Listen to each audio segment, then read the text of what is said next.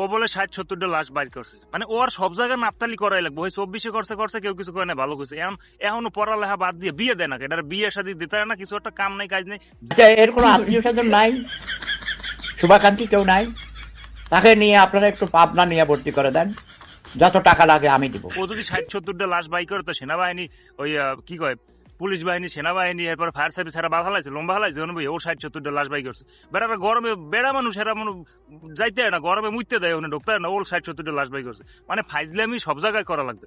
এই লাশ গুম করে সরকারের কোনো সেটা লম্বা লাভ আছে? লাশ যে গুম করবে, ওটা স্কুল না, ওখানে রেজিস্টার নাই, ওখানে কার কয়টা মাইয়ে পোলা পরে, ওখানে রেজিস্ট্রেশন আছে না, ওখানে নাম ঠিকানা আছে না। মানে আজগুবি গতাবতা, আজগুবি ঘটনা না ছড়াইতে হলে বাংলাদেশের মানুষের ভালো লাগে না। লাশ গুম করে নিয়ে বাধা লাইবে হেরা। এতগুলো পোলাফান মারা গেছে যে কারণে হেরা হাতে লাশ পাইছে, এগুলো জানাইছে লাশ। কিছু বেশিরভাগ তো পুড়ে ছাই মিশে গেছে, এরা এগুলোর কি দিয়ে আইডেন্টিফিকেশন করবে? বাল দিয়ে। এটা কি দিয়ে কইবে যে এই কয়টা লাশ এনে আছে না আছে?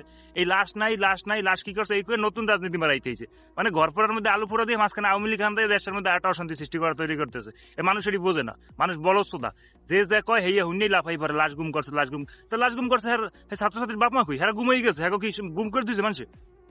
হ্যাঁ এই কয় না আমার মাইয়ে বলা পাই না, আমারটা পাই না, মানে যার মাইয়ে বলে হ্যার খবর নাই, এরা আইছে লাশ গুম করছে। মাইন্দের সাইন্দের জানি কোথার